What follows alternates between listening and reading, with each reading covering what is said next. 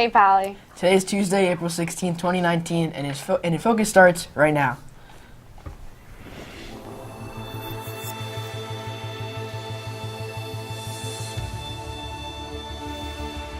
It's on the cathedral fire in France. Islet in Town & Country is offering a new student deal. And what's going on with Pally Sports. All that and more is coming up on today's show. Welcome to InFocus. I'm Sarah Nash. And I'm Max Bonstetter. There's a lot going on around campus. Here's some important announcements from today's campus bulletin. Well, next week is Change in Our Schools Week, which aims to bring the Pally community together through a variety of themes and events throughout the week.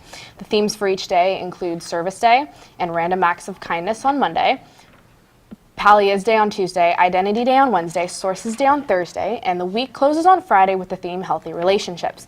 Be sure to head out to the quad throughout the week to enjoy performances and more.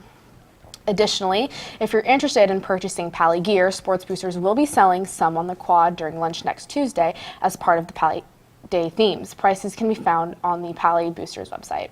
Pally Eco has teamed up with Community Climate Solutions to host a citywide Go Carbon Free Challenge. To learn more about making a team, gaining points, and winning prizes, go to room 1706 at lunch on Thursday, April 18th, or visit paclimatechallenge.org. SJP is having a hygiene drive for homeless around Palo Alto community. The list of items that students can bring include toothpaste, soap, shampoo, floss, gum, face towels, feminine products, socks, hairbrushes, combs, deodorant, and Band-Aids. Anyone can drop off their products at the designated collection areas, room 218 and room 805, from April 29th to May 3rd. Islet Bakery, the new babka place at Town & Country, will be selling a savory cheese babka and a mini Nutella babka for $5. The 7th annual Youth Speaks Out exhibition is showing at the Palo Alto Art Center. The Art Center is located at 1313 Newell Road, and the event runs through April 19th. Check out the photography display and the BSU and Latinos Unido Club murals. Photography students can earn 60 points extra credit to attend. Check Schoology for more details. Service Day is Monday, April 22nd. Some students will be excused from class to go out and volunteer at sites, and Key Club will host an on-campus activity during lunch on the quad.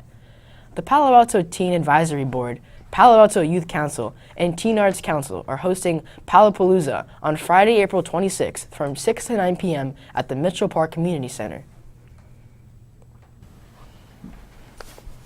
Moving on now from what's going on around campus to what's happening in the world and locally today. Let's take a look at what's topping today's headlines in today's News Minute.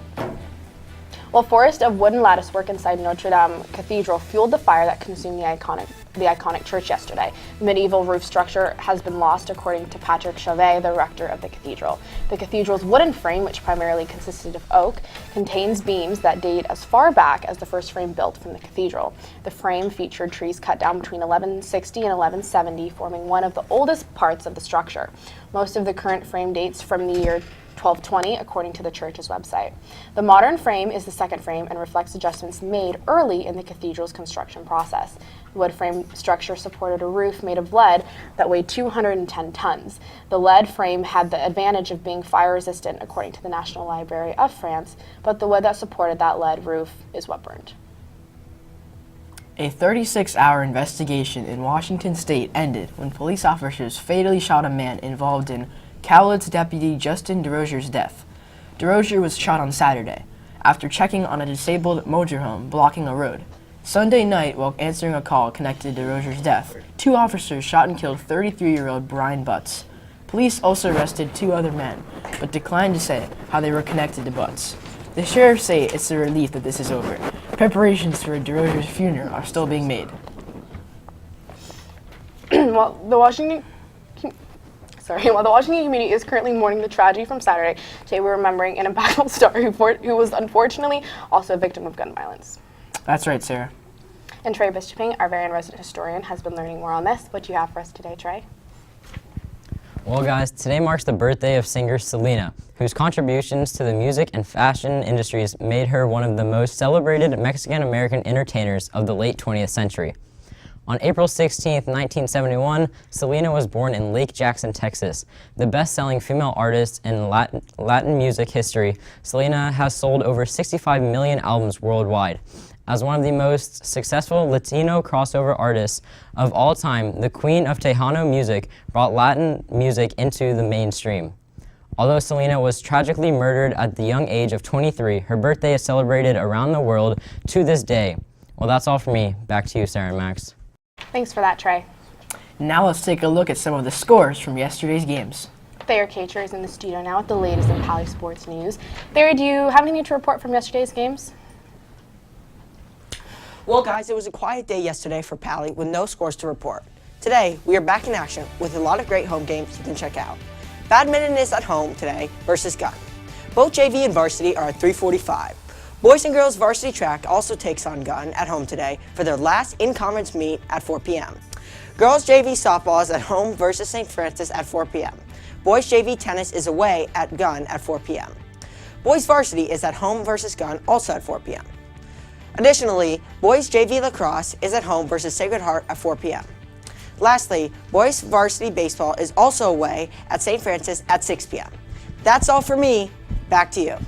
For that, Thayer, sorry. Max, I do love the beautiful weather that's been happening, but it seems pretty inconsistent. Yeah, Ingrid Paichow, our very own weather anchor, is in the studio now. Ingrid, how's the weather going to be looking next week in this? Well, it's been warm for most of last week, and it's probably going to be warm for most of this week. And hold on. Well, today is 64 degrees right now in Palo Alto. It's a little bit cloudy. The high for today is going to be 65, which is not a